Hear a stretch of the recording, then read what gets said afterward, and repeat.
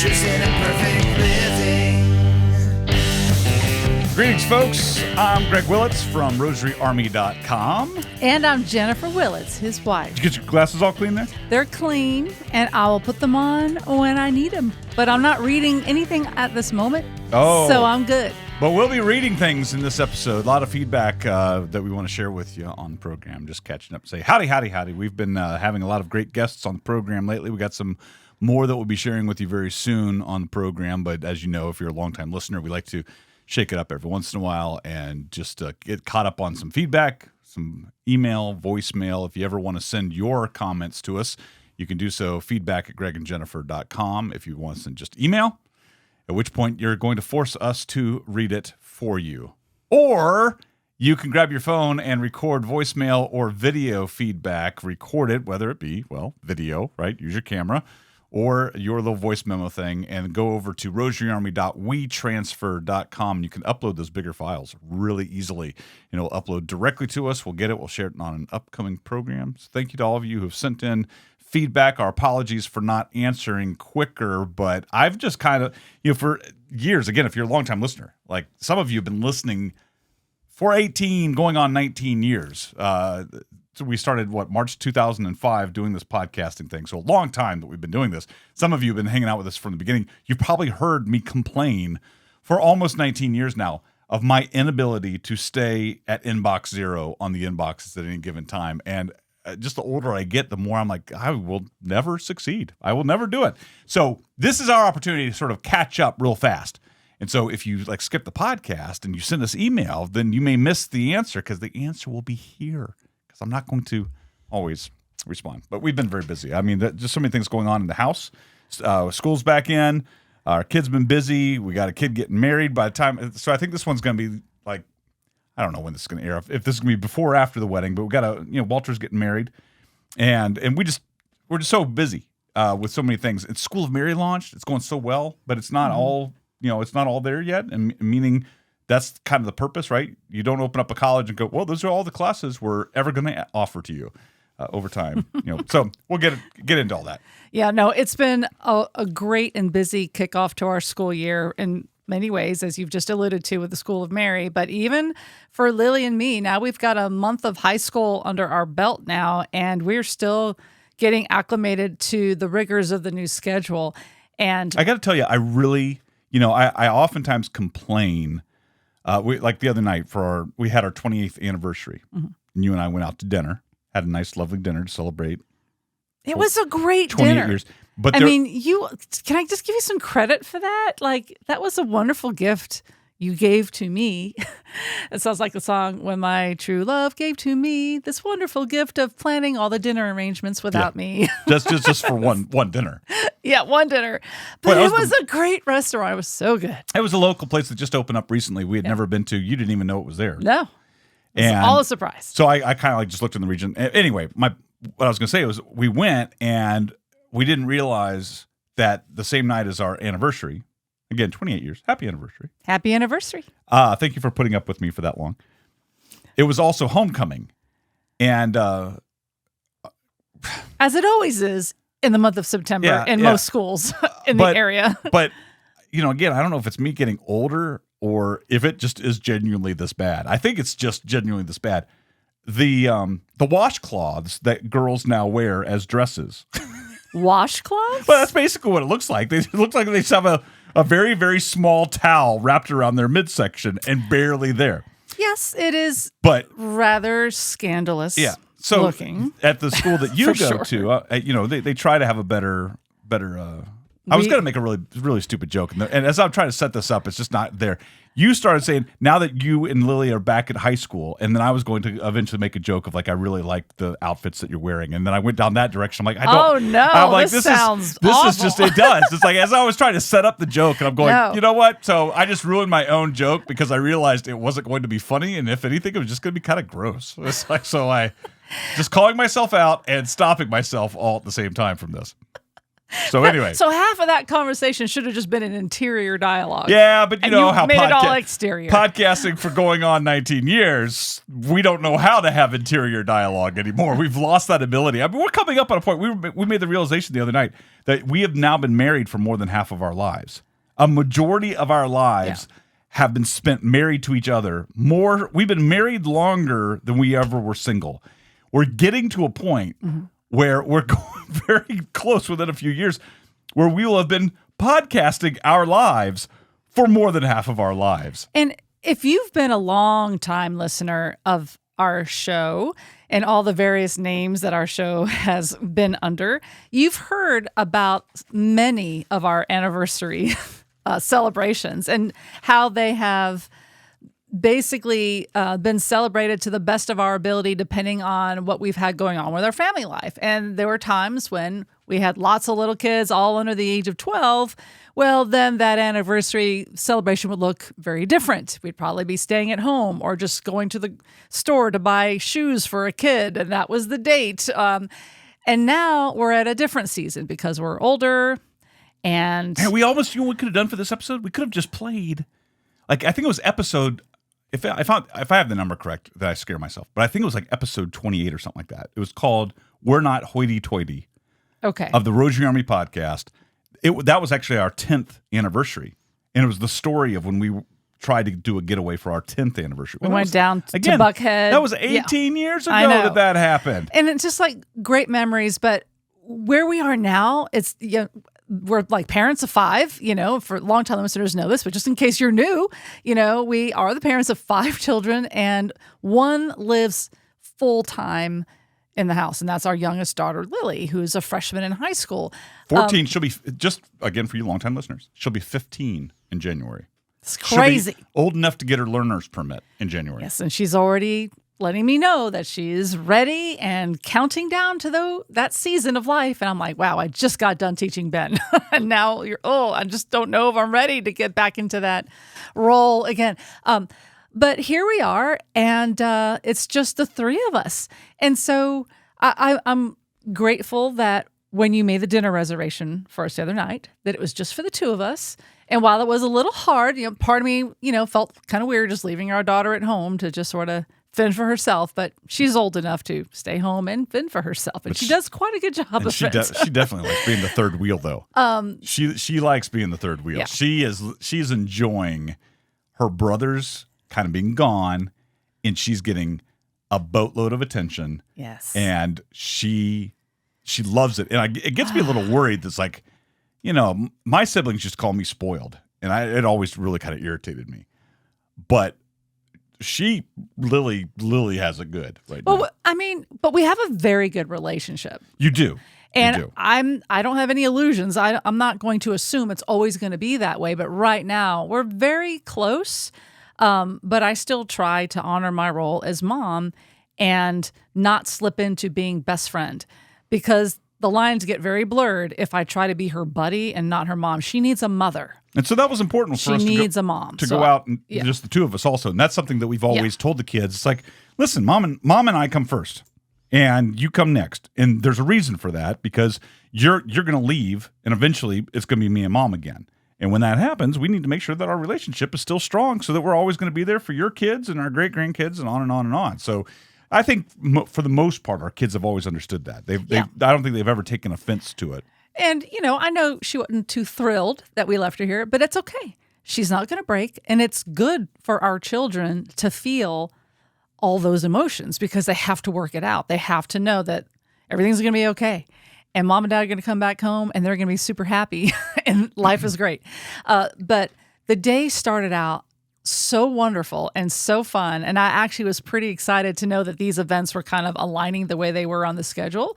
But on the actual day of our anniversary, Lily actually had her 3rd cross-country meet. And let me tell you, this girl has really surprised us with some natural talent, like raw talent that's just there. And so what's exciting is that if we really encourage her to have some good discipline and training now with this kind of base level of talent, she can go very, very far in this sport of cross-country running. So speaking of that, I do want to acknowledge Jim Burke. I know you listen to the show, and you've sent some great lengthy emails about this topic of cross country. And when you sent it, my head wasn't in the right space to really absorb what you were saying. But now that we have a few meets under our belt, it makes more sense to me what you were talking about. What do you say? He gave some really good advice and strategies on how to be a really good cross-country runner, because like Lily, you can start this sport on day one of the season with no previous running experience and just start doing it and just start following the training program and then having a particular outcome in the meets, because you're really just in competition with yourself. But after doing this for a few years, he learned some strategies that actually improved his running game. In fact, they became game changers for him in the sport. But it was all about like breathing and distance running up against your meet schedule.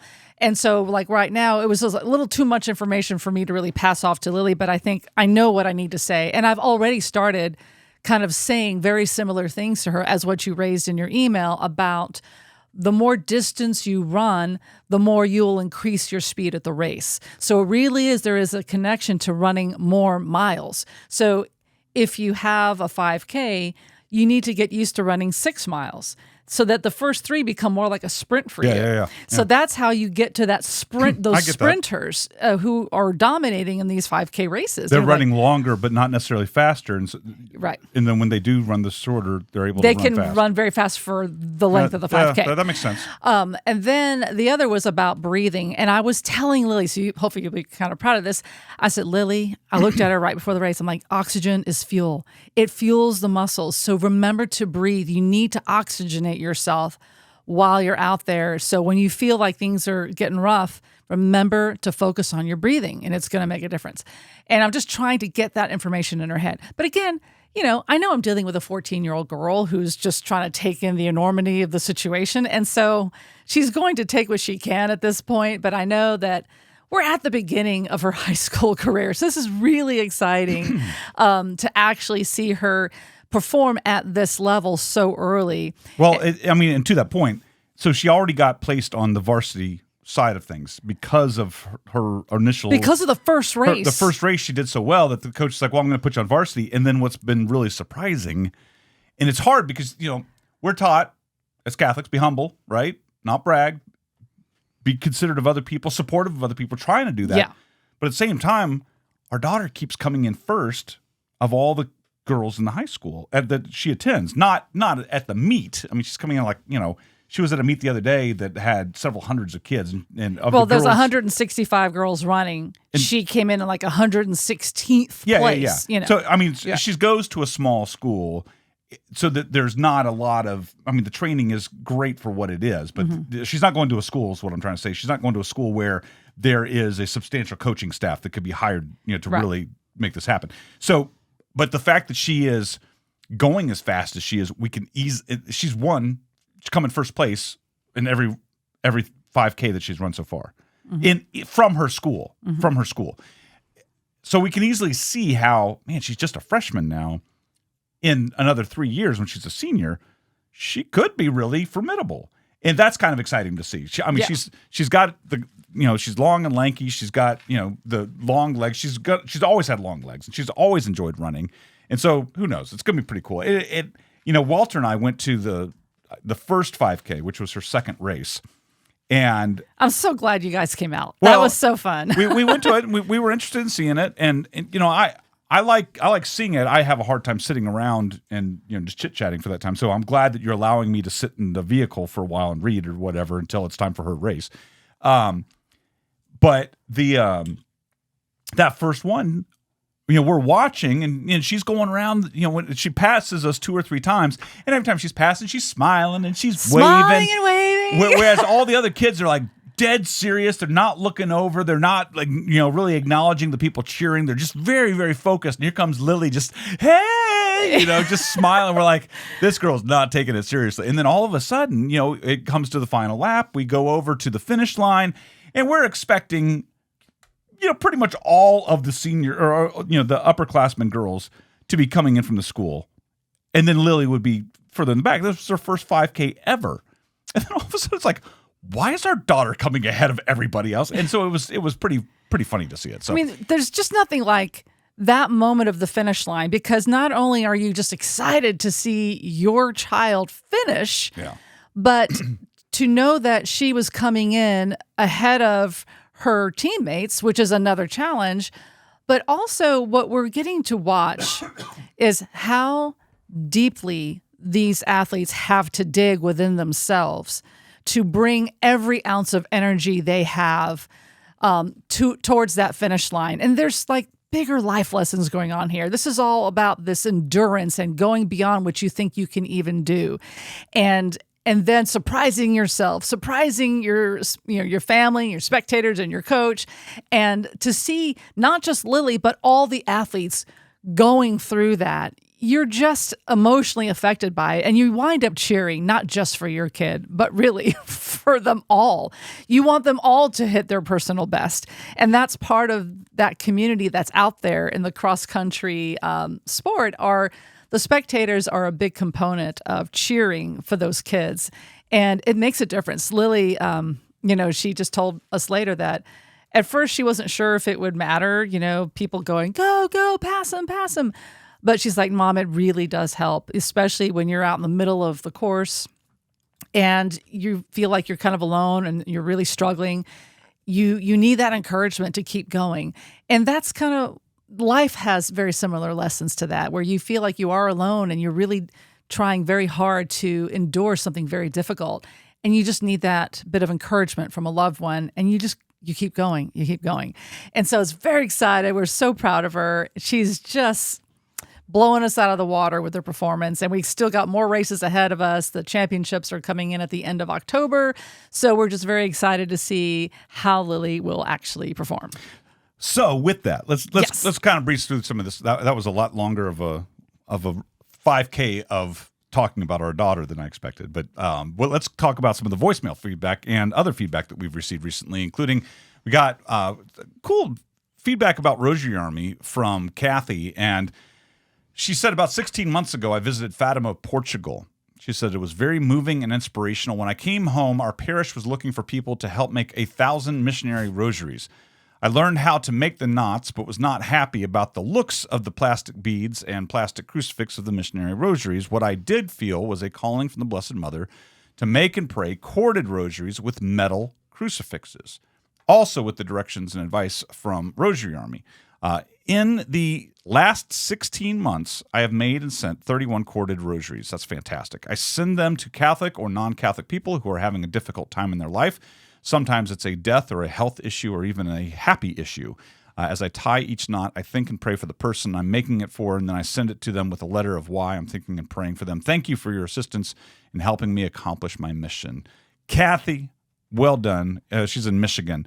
That's pretty cool. I mean, we hear stories like that all the time. It's been a while since we heard stories like that because, as Rosary Army continues to grow and we're doing things like schoolofmary.com and other things like the podcast and catechism class and other things, we kind of get it in bits and pieces. So like someone will leave a comment on a video or someone will leave a review over at iTunes, which doesn't happen as often as it used to. And when we see those little things, it's very edifying, but we quickly forget it, right? And so because we've moved on to the next thing. But the core of Rosary Army is and will be making, praying, and giving away all twine-knotted rosaries and encouraging others to do the same thing. And so on School of Mary, one of the very first offerings that we've made available to you for free is a course on making rosaries. And we went into greater detail than we ever have before. I actually have plans. I want to do some videos on making some 2-twine rosaries and showing how to make a ladder rosary. I can't forget to do that. Sometimes I finish one of these courses, I'm like, okay, it's done. Now what? And I'm already moving on to the next thing. But, we are seeing people still showing up after all these years. We talk about podcasting. We've been doing that for going on 19 years. Well, Rosary Army is 21 years old, and that's crazy. Rosary Army, as of this month, could legally drink. So, I'm just saying, 21. It's right there. Okay. We're very excited. I've been thinking about it a lot lately. It was 21 years ago. So we're recording this in September of 2023 right now. And it was in September of 2002 that I started making these all twine knotted rosaries. Here I am. I'm sitting here even as we're recording. I'm making a bunch of single decade chaplets right now because we're going to give these to people at the rehearsal dinner for Walt's wedding. And you let me know a couple days ago that I don't have as many days to make all of these rosaries that I need to make as I thought I did. I need to have them all done by tomorrow, apparently. So I'm down to my hustling. I'm down to my last 10 or so. So I'm making them during this. But like Kathy, right? So she knows people that she wanted to give these to. Making the rosaries, it started off as a very, very personal thing. I was making them and I was looking for people and I'm praying to the Holy Spirit. Holy Spirit, tell me who needs this rosary. And that really was the start of Rosary Army. And that has kind of continued. And we encourage people to do that. And we also encourage people, if you learn how to make these from us, don't sell them, right? Don't make it a fundraiser. Don't go out and ask necessarily for donations for the rosaries, that kind of thing. And it's kind of weird. I started making one of the videos on the learning path for making the rosaries. I started to say something about, it's like, well, if someone offers you $5 to buy more twine, well, then that's okay. Well, I was like, well, but that's already setting expectations that you don't want to set. What we found from early on was just make them and give them away, and God will take care of the rest. That's what you need to have. It's like, so if you're like, well, how am I going to pay for twine? Don't worry about it. How am I going to pay for crucifixes? Don't worry about it. It will happen. If you're being generous and giving these things to people and seeing how their lives are changing, and their lives will change, just do that, and you're going to see amazing things happening in people's lives. And so that core of Rosary Army, it still is there. And I kind of feel like we might be getting to a point where it might really be a more important. As I was making that video, that course that we put on School of Mary, I felt like this could really be needed right now, and I kind of didn't realize it until it was already kind of done. Yeah. And so just to be clear, the video style that you went with for this new video, where the camera was really focused on your hands. So this is it's the kind of video that you need to see when you want to learn how to make something. You have all these like tasty food videos where you just see the hands making the food so that you can see what it is that you need to do to make the same creation yourself. So Greg used the exact same tactic with the making of the rosary. So you have a nice up-close visual of the twine going around his fingers so you can really see how the twine is being manipulated. And that was, he put a lot of work into that just so that you could see and get your eyeballs right onto the craft of making the rosary. I don't know if I could do it while we're doing it right now. I'm kind of, if you're watching, like literally right there is another camera, but I don't know if sometimes it like turns on right away and sometimes it goes to another screen. See, you just saw dates and that kind of thing. I was going to show you the effect of making the rosaries. But if you just want to see the actual rosary, you just have to join for free schoolofmary.com, and you could watch a couple orientation videos and get right to it. Okay, so right now he's already switched the cameras live. So if you're watching this podcast, you can already see the video swap over, and you can get a better visual on what he's doing with his hands. So that's what. Except in the video, you didn't see my phone. Yeah. Or it's kind of messy. The glass cleaner thing, or my go ahead and turn it off. my glass of water and everything. Go ahead and switch the cameras back. Yeah. That's fine. So thank you, Kathy, for reaching out and sharing that with us. We also heard from Cheryl. She gave us feedback on various topics. Yes. I think we need to share this feedback from Cheryl without any context or explaining past episodes. If you want to understand what she's saying, you can hear her feedback. And if you've missed any of the last 3 or 4 or 5 episodes, you go back and listen to them all, and then you'll understand. She says, number 1, tab is pink. Tab is pink. I disagree. Number 2, congratulations, Lily. That is so awesome for a result like that at her first competition.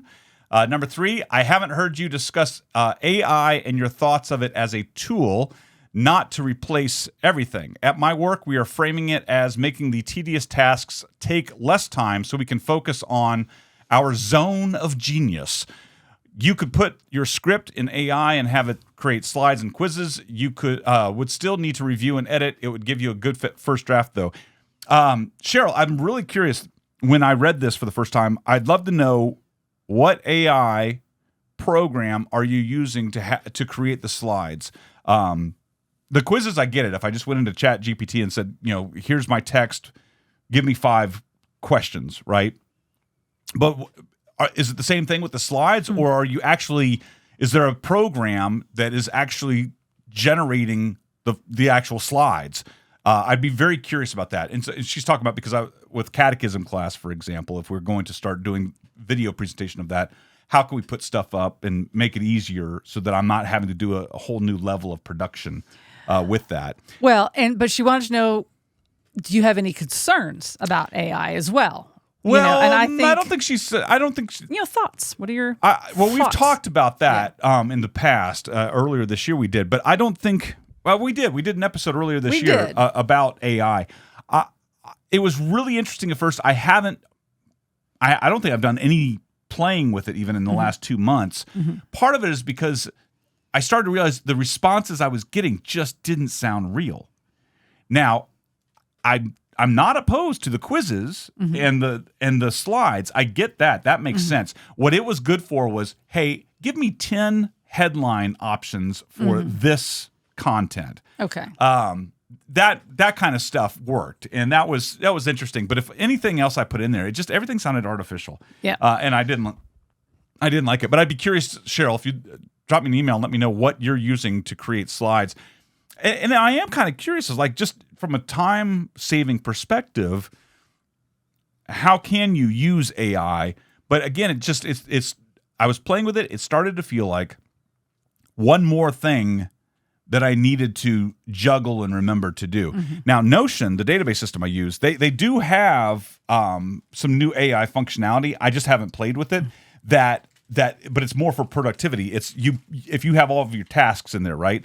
You can actually tell the AI, organize my tasks based off of like a snowball effect, right? So if you knew this was going to take you half a day, that's going to be 1 day, it'll just say, do the tasks in this order to get the most of them done. That's kind of interesting. Okay. It'll help you sort of just organize that. But so that's that. We heard from longtime listener Don as well. I'll let you read Don's voicemail. All right. Hi, Greg and Jennifer. I often listen to podcasts to help me fall asleep. Yeah. Thanks. What? Thanks, Don. What? Okay. Not because they're boring, but because they redirect my mind from the worries and thoughts of the day. Well, this morning, I woke up at 4 a.m. and I could not get back to sleep. At 4:30, I put your episode called Goodbye Summer in my earbuds. And surely this would put me to sleep. Not because it would be boring, mind you. Yeah. Well, I listened to and enjoyed the whole podcast. So at 5:15 a.m., I just got up, headed for the coffee pot and the sunrise. Thank you for all you do. I hope you have a great, if not fast, summer. Well, thank you, Don, for that awesome feedback. I'm so glad we didn't put you to sleep and that we were part of your launch to the day. It's funny, the day that you sent that, Don, I actually woke up a little bit earlier than normal. I think I got up just a little bit before 6 myself. And I saw it. I was putting on my shoes. I was going to go for a walk and pray my rosary. And I saw that. And I almost emailed you back right then. I was like, see, he still beat me. It's just like, it felt like I'm like, yeah, I'm up too. It's just at 6, not at 4:30. So I didn't feel as productive. So I didn't respond. See, if I got up at 4:30, I would not get out of bed. I would definitely figure out how I would try to fight my way back into sleep. Oh my goodness gracious! I just remembered something. I almost tricked myself today. I didn't finish my rosary. I started my rosary this morning laying in bed, and I only got my first decade done. And then you started waking up, and you're like, "Hey, are you praying your rosary?" I'm like, "Yeah." And that's as far as I got. I thought you finished it. No, in my head, I've been thinking all day long that I did finish it until you just made that comment right there. I just lay in bed. I'm like, I just laid in bed this morning. I didn't finish it. So, well, what do you know? I still have to pray mine. Well, perhaps we can sync up our schedules and pray together. Well, but I already have prayed 1 decade, so you're behind. You can't expect me to pray an extra decade of the rosary. That's just crazy talk, Jennifer. Woo-wee. Mary knows. She knows. She's right there. She knows I'm joking, right? Longtime friend, supporter, IRL friend and supporter as well. Jenny So it says older email. Did I put that in there, or did she put that I in put that in there these because are she notes from you. sent 2 emails. Okay, so I'll read the older email and then you read the newer one. Okay. Yes. So Okay. older email. So I'm finally trying to catch up on your videos. Here's some random thoughts. Catholic education. I would not be the Catholic I am if it were not for the Institute of Catholic Culture and the amazing presentations they have given over the years. Kid sports. I can beat Walt's tennis story. This is like Cheryl's email. I'm not going to give any context. You had to listen. I can beat Walt's tennis story. I flunked beginners swimming twice. I was asked not to return for a third time. That's pretty severe. Yeah, that's there. pretty bad. Meat. I'm lucky enough that I'm close enough to numerous butchers. Buying even part of a cow makes absolutely no sense for me, though. If you have some roasts, you can always grind them yourself to make more hamburger. I love roasting shanks, and they are great for soups. And lately, my go-to beef has been tri-tip with the sous vide. So buying even part of a cow makes absolutely no sense to me. We talked about getting a quarter. No, I get that, share. but I wonder why she says it makes no sense to her. Is it just know. because you're solo? Maybe because Just think how long it will last you. it lasts you a really long time. It's Really really long good. time. Well, on to number 490. She says, goodbye, summer. All right, so new email, which I don't know if I saw this one. Okay. Now she continues, all done watching, and congratulations, Lily, to her cross-country win, and also commenting on long-distance driving. So this must have been when you were taking Ben, or we were talking about Ben possibly driving up to school, a long-distance drive. Yeah. So she says, Greg, you'll be fine as long as you survive driving through Nashville. Nashville's nothing. I think Chattanooga is the harder bit. Well, Chattanooga is just For us. annoying because of the curvy parts through the and it's mountains. always backed up. There's always it a wreck. just never flies. It's But just Nashville, there is traffic. a lot of traffic and Yeah. the roads change quickly. But I mean, to me, it's like downtown Atlanta light driving through Nashville. Yeah. So Okay, and then she has a comment about our catechism class discussion recently. She says, while I completely understand wanting to fit it into the School of Mary format, for me personally, I like listening rather than watching. Your podcast is one of the very few things that I actually watch on YouTube, but that's just me and not how the rest of the world thinks these days. So again, because you were flirting with the idea of maybe doing a video presentation of catechism class. and I still am. I You know, have ideas of how I can get the slides directly on the TV, have the camera positioned back. So if you're looking at the video right now on YouTube, just have the desk or that table closer to it and just presenting. The downside of trying to figure this out is how do we if it was just me presenting, I think I could easily do it, but wanting to have you involved in it because you enjoy the content and then you oftentimes have really good comments at the end of it. And so trying to figure out how do we work that out without it changing the show too much. And I tend to agree with Jenny on this. I think to minimize the pull on our resources, what we have to have available to do this production, it's a little easier for it to be a podcast thing than a video thing. But I don't want to. So I understand that. School of Mary, my idea has always been to somehow incorporate catechism class into that. Right. And if it's just audio, I don't think it doesn't. No one's going to listen to it on the School of Mary platform. If it's a video, they'll watch it. But why do they have to listen to it on the School of Mary platform? Like, I just said that if it was only audio, there would be no point in posting it on the School of Mary platform. Okay. Because there's no reason we're going to post it as a podcast. But if someone wanted to watch it, get the slides, get the content like quizzes and whatnot that goes into it to kind of really back up what you're learning. Sometimes you hear it, but then if you're quizzed on it right after that, not that you're going to be graded, but just to quiz how well did I get it? And there's other things that we could do. We could turn it into a discussion group and actually have like a weekly meetup to discuss the lesson. We could do all sorts of things, And so I'm kind of taking my time on pulling the trigger on season 2 of catechism classes. I'm working this out, and I do have other ideas of how we provide content. Keep in mind, part 2 of the catechism. This is what I talked about before. Part 2 of the catechism, particularly about the sacraments, and there's a huge part of that. It could be a series of smaller things that we could maybe those are video. It doesn't necessarily have to be all of catechism classes on video. Okay. But certainly part of it could be. So things like that.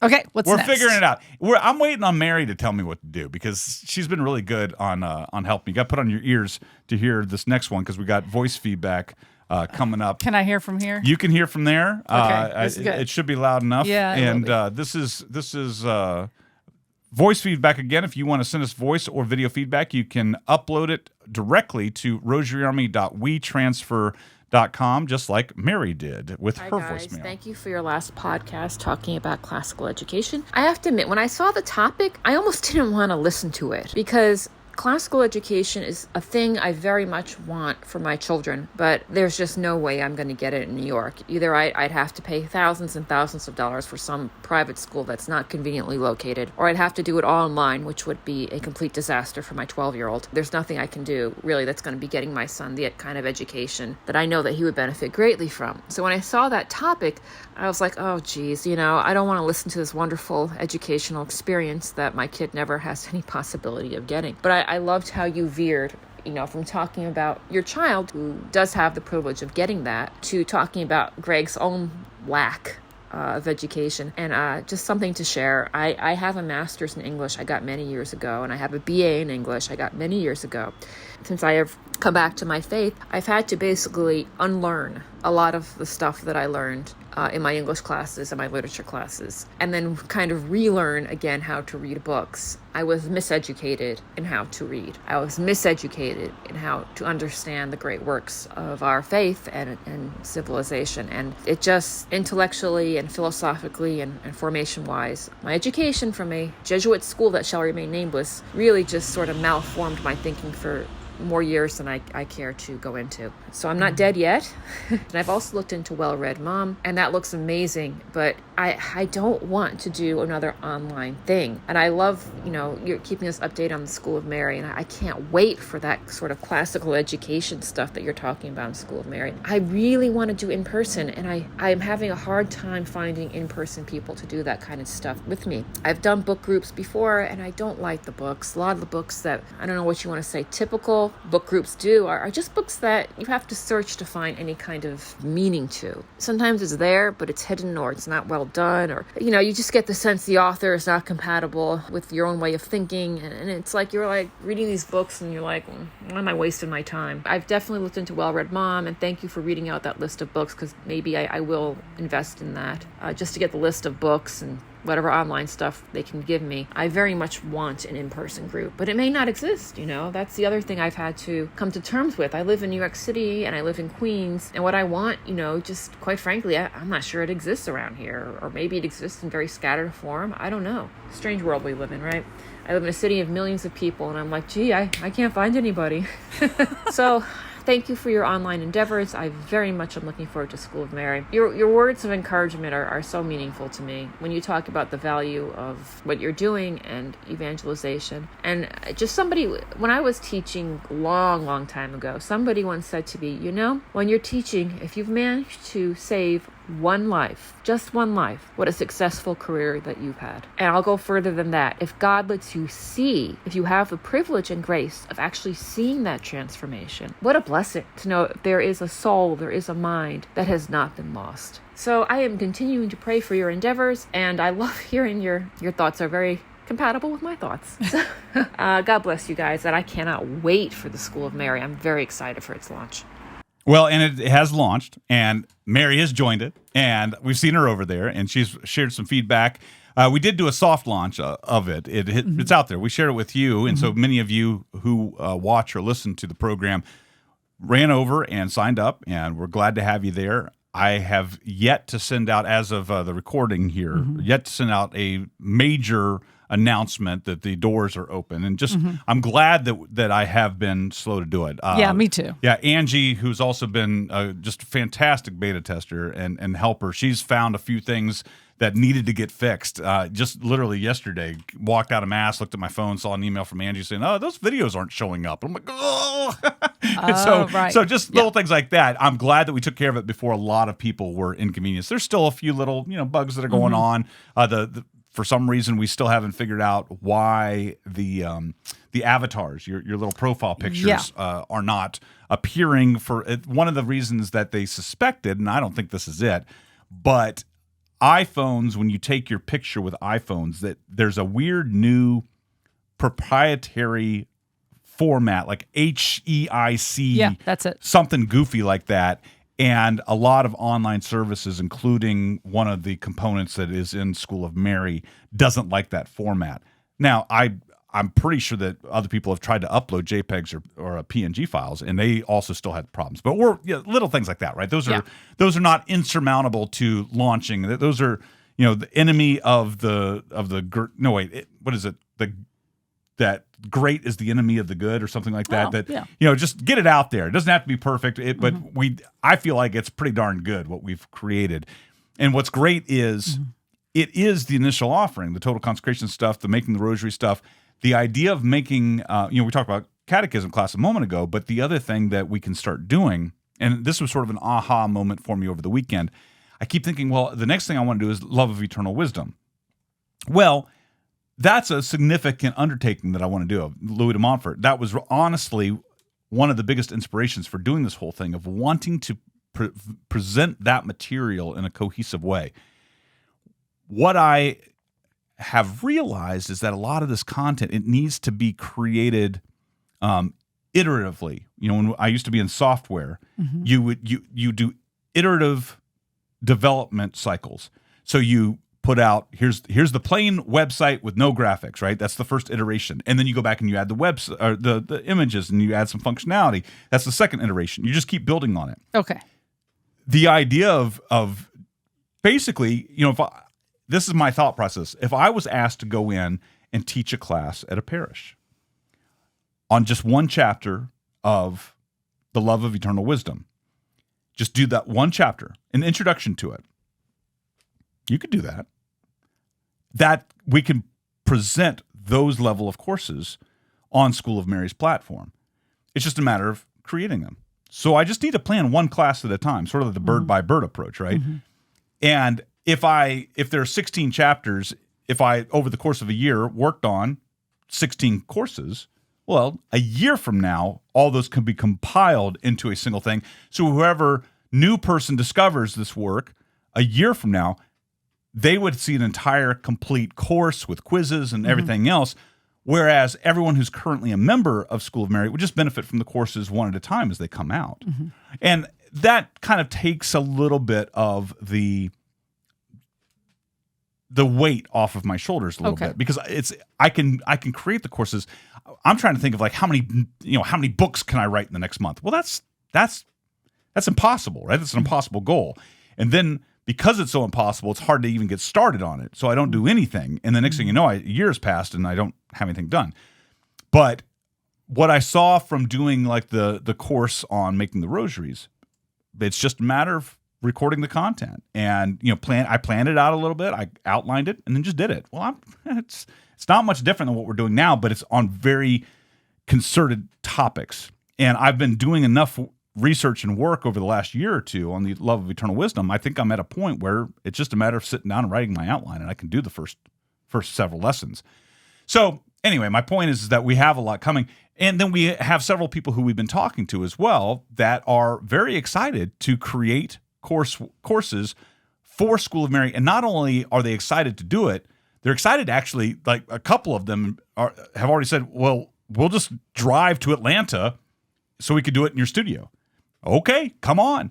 And so we have people who I think you're really going to be blown away over the next year when we add new courses. There may be only one a quarter or whatever it might be, but it'll still be significant. And it will be things that will really edify and grow. And I've said this time and again, I don't want to be like Augustine Institute's formed. I don't want to be a Catholic Netflix where we're just putting all stuff on there. I want to create content that really is Marian in focus. And when I say Marian in focus, it doesn't mean it's all about Mary. Marian in focus means it's all about Jesus. It's all about developing a deeper relationship with Jesus and growing in closeness with him. So anyway, I'm kind of rambling. But Mary, we're really glad that you're around. We're glad that you're challenged. We appreciate your kind words. I found it interesting hearing you talk about reading things and relearning how to read and wanting to be a part of a well-read moms group. And you said you don't know if there's something like that around. Well, maybe you're the one who's supposed to start it, right? Maybe it's just you and two other ladies to start off with. Yeah. And you might be surprised at how beneficial it would be. I heard that longing for that in person. And I think you should maybe just throw out some feelers to a couple people There's got to be at least one, even if it's just one other woman at church. Doesn't it have to be your friend, right? But surely there's some person at your church you've talked to and said, hey, would you have any interest in this? And just throw it out there. Do what I do about the early days of giving away the rosaries. Ask the Holy Spirit. Holy Spirit, direct me to the person I'm supposed to ask, and you might be surprised what happens. It's a worthy pursuit. I don't want you to lose hope on that in-person community, because it is a very different. It's the natural, right? And sometimes you don't have that natural community of the in-person people around you, and I totally get that. But if you can just not abandon the pursuit of it, I think you will be rewarded for your efforts. And please, see what's out there. I know that the Well-Read Mom has a way, like there's a directory on their website, but I don't think it was working the last I saw. So you may have to send an email and let customer service get back to you. You tell them where you're located, and then maybe they can search the database for you to tell you what groups may exist within a 5-mile radius of where you live. But if that doesn't work, maybe do what Greg suggested. So I hope it works out for you, because I really want you to have this in-person community. All right. We have email from Kim. Kim B. Okay. So this is in response to the episode with Paul George regarding Holy Grit that we did a week or two ago. Yep. I loved the image of the committee. The committee? The committee? Did it. The committee? I want to say community and committee, and that's what happened. You love taking two words and smushing them together. And I gave you a brand new word. You're welcome. Okay.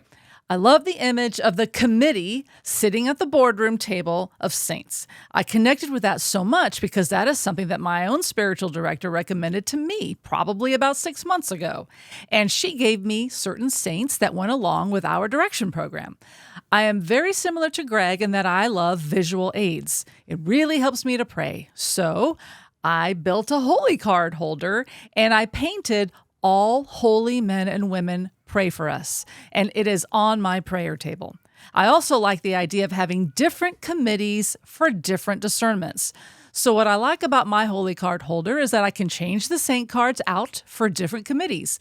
That whole episode really resonated with me, and I'm going to have my husband listen to it and definitely order that book. So thank you again for all that you guys do. You're a light to me while I was in my last hospital stay. And finally, I love how real you keep things by including the lesson in humility for Greg with the recording oops at the beginning.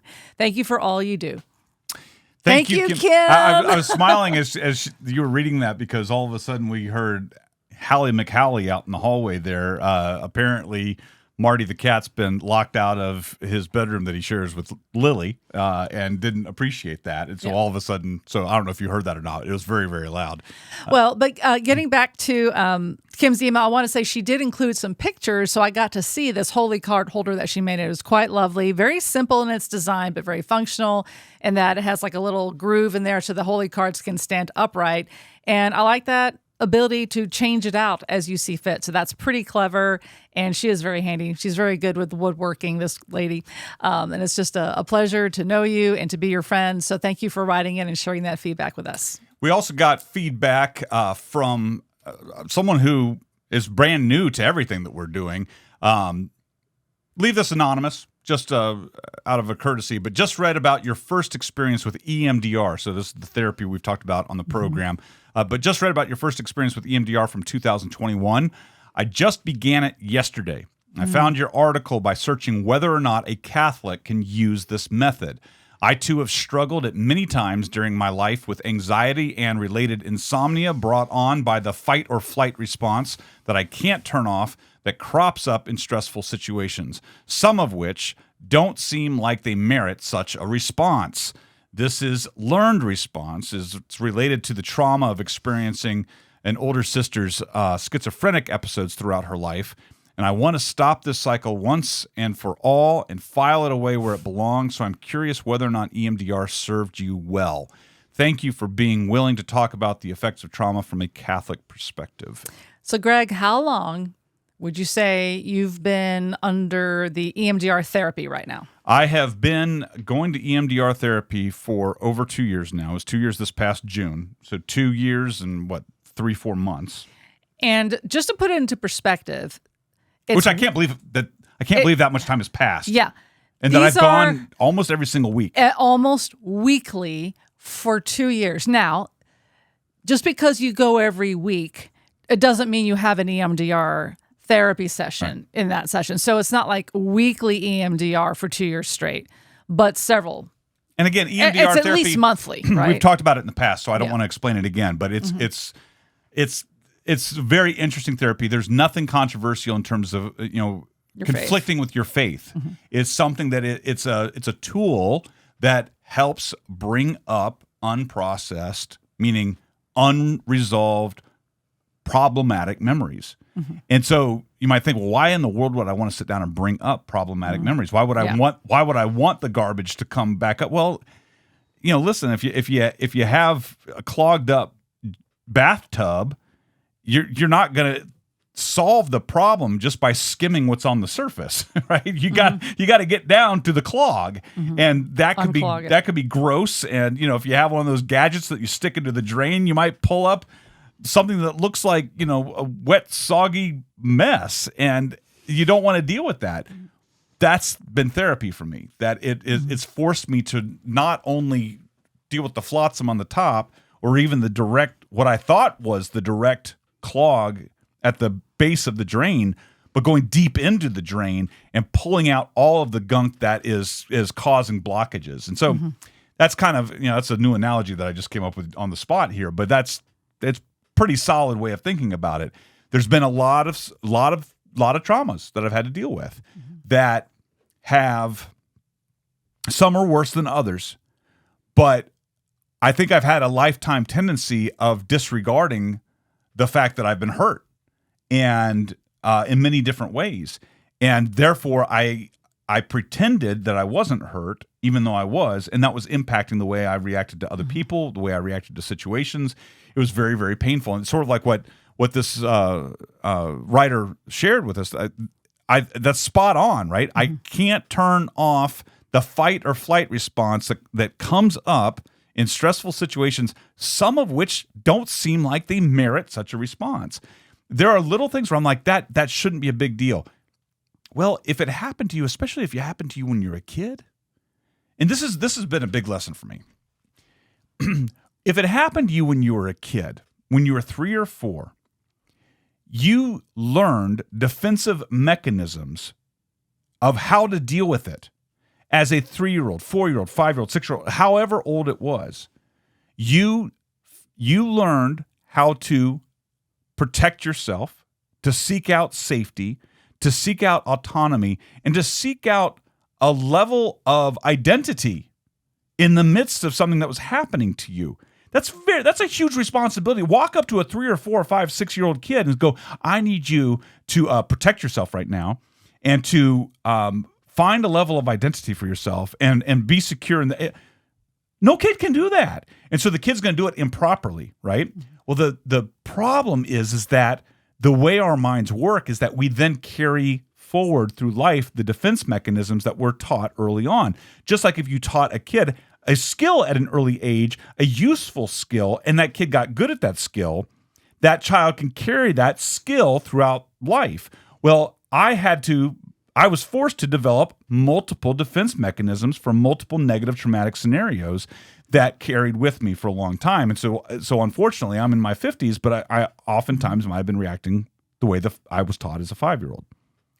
When you hear people say, well, I went to Catholic school all the way through 7th grade, so, I know about the Catholic faith. It's like, well, I wouldn't trust many 7th graders to catechize me, right? Mm-hmm. It's like that's not a good place to stop your learning. Mm-hmm. But the problem with trauma, particularly trauma that happened as a kid, is that you, in some ways, you stop developing as soon as you find your security tool. Mm.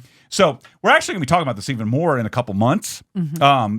Was really surprised. It was kind of funny. We got some promotional stuff from a publisher about books coming out in the next few months, and a dude who I know that lives close by, literally within 15 minutes of here, has a book coming out from Sophia Press. He's a Catholic psychiatrist. He's a doctor, not psychiatrist, psychologist. He's a doctor. Dr. Jerry Crete. He's got a book coming out in January. And so I'm like, dude, Jerry, So Jerry's going to come over to the studio, and we're going to be recording something as soon as we can. So we'll share that. But he is one of the first few people I heard about EMDR from. And so he's a Catholic therapist. He's well known and well respected among Catholic therapy groups. And so, well, and just to circle back towards this author of the email, just so that they can maybe have a proper expectation for how long could one expect to be in EMDR. And I did respond to this person. Okay, good. Yeah. Well, can you share a high level listen, response with our listeners? That was my first question, right? And I was told it could be within a few weeks, or it could be up to 6 months.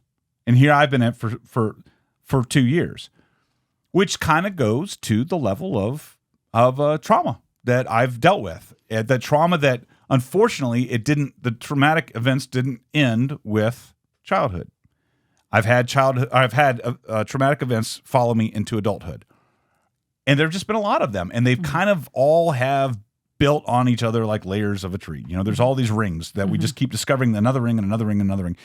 And so I think, while I'm like that writer, it shouldn't have this much of an effect. The problem is the number of the issues and the number of things that there was a huge tangle of spaghetti that was my psyche. And I'm trying to untangle all of the various strands of spaghetti to get to that point.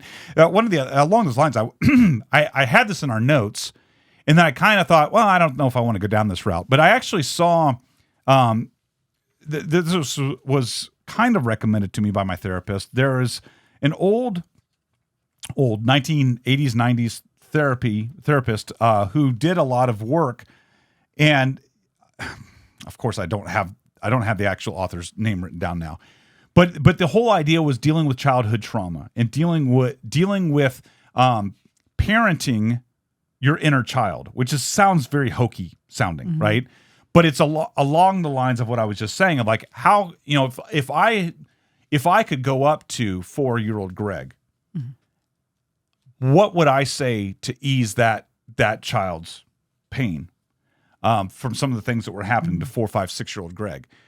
And some of the things that, here it is. Patrick Teahan was the one therapist that's online. You can Teahan, and he did a very long video on childhood trauma issues. And I went and I actually wrote 3 pages of notes that he outlined things that. So if you have some level of childhood trauma, it might be worth looking up this childhood trauma issues. Patrick Teahan, Teahan. And I don't agree with everything that the guy said, but a lot of the traumas from childhood create adult behaviors, like I was saying, right? Okay, yeah. And so some of the things, for example, having an emotional delay. This was the first thing that he said in the video, and it really stuck to me. So this was like an event happens, and in the moment, I'm like, okay, well, that event just happened. But then like half an hour later or 3 days later or 2 weeks later, all of a sudden I'm like, hey, wait a minute. And I get worked up. Can we share a real life experience where you lived that very principle? I guess. I'm not sure which one you're going to share, but there's been many of those too. Right. Well, recently there was the doorbell rang and you answered the door, and who we believed was our postal carrier was standing there. So you answered this call, right? The visitor.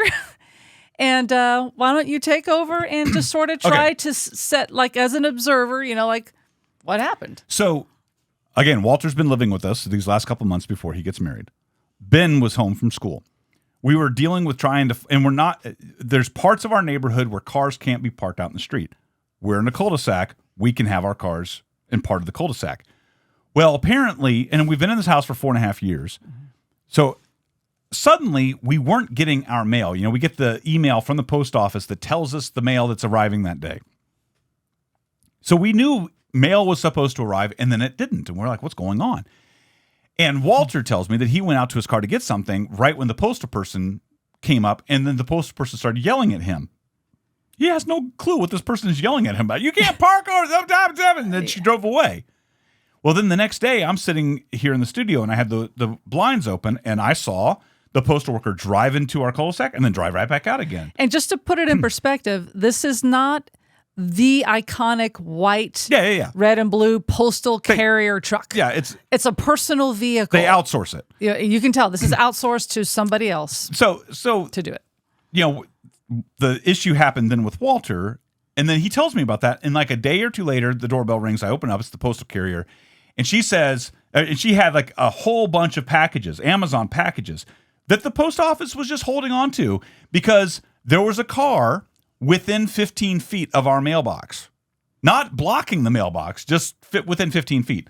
Now, of course, this brings me, I go online, I start looking after the fact of like, well, what are the regulations and da-da-da. And apparently the post office, they can do whatever they want. They have a lot of power. If there's someone that sneezed too loud 5 houses up, they don't have to deliver our mail, apparently. I mean, they can come up with whatever reason that they want, and there's nothing that we can do about it. Okay. No, it's true. I mean, I read that online. If the postal worker, if they see a dog in the neighborhood, right, they don't have to deliver the mail. I mean, it's just crazy. And so now you give people that are hired as outsourced. No, hold on. I'm not upset. I'm trying to tell the story. It's harder for me to tell the story because you're trying to get me to slow down now. I don't want to spend a lot of time on this. I'm trying to rush and get through this because it's too long of a story really for the show. But the point is that this woman came up and she said, we're not going to deliver your mail if you park down there. In our driveway, I mean, man, I can't believe you asked me to tell the story. There's so many factors to this. Our driveway is the steepest driveway in the neighborhood. It's very difficult to park 2 cars in our driveway, and then Jennifer can't get out of the garage then. It's a narrow driveway that's very steep. So I'm like, where do you want us to put the car? We've been parking there for 4.5 years. Why is this a problem now? Well, we've been doing you a favor for 4.5 years. Really? That's really weird because I've talked to the postal worker in the past and he was really cool about it. It's like there's never been an issue. And so she left, and that was an incident where later on in the day I'm just getting angrier and angrier and angrier and angrier. So that's the delayed response. And that's a delayed response. That's an example of it. And it was like this bloom of anger and injustice because you didn't realize you didn't do anything wrong. We couldn't tell that a wrongdoing had even occurred. And all of a sudden we were sort of put in this position to defend ourselves as if we had harmed humanity. And we're like, wait, what? And it just, but we have since tried to make some changes. Like, well, if we really did something wrong, okay, we'll make a change. Yeah. And so we did look it up. And, to Greg's point, they really do have a lot of power. They to have you over a barrel. Mail. Yeah, you can't do anything about it. And she flat. So I got snarky. I say I got snarky. I mean, I wasn't saying it in a really derisive tone. It was more challenging. So it wasn't snarky. I mean, now again, my tendency is to take. You actually just witnessed what I've done to myself my whole life. I just took the blame for someone else's actions. I just went, well, I must have been snarky. I was bad. I mean, that's a learned behavior as a child. Mm-hmm. So there you go. You just saw what I do to myself all the time, and it's not right. Right? That was the learned response, is that I by default must be wrong and I must be bad. So I should feel ashamed of the whole mail thing. But I said to the person, I said, should I take it that the old post office adage of neither rain nor sleet nor snow shall stop the postal worker from their appointed rounds, that no longer applies? And she looked at me like, what? And I'm like, well, I don't know that motto. I've always kind of really respected postal workers because I thought y'all were like, nothing's going to stop us from doing this except a car that's apparently 14.75 inches or feet away from your driveway.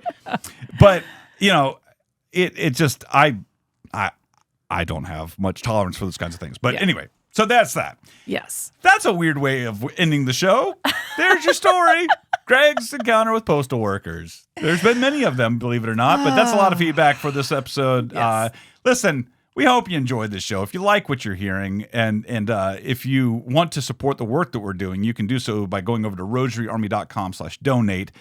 And another way of supporting the work that we do is simply by, if you're watching the video, hit that subscribe button, that notification bell, and you'll find out when next show is published. But leave comments, let us know what you think. And we love reading reviews. It's been a long time since we had any reviews. If you're a listener, leave a review wherever you get your podcast, whether it be over on Spotify or Apple Music or Amazon Music or whatever service you use. leave reviews. It helps other people discover what you're doing, and it also helps us to know that you're enjoying the show, and it means a lot to us. It's like little reversal name endorphins, right? We know you're out there, and we know that this show is doing maybe a little bit of good or bringing you a smile in your life today. So if that happened, fantastic.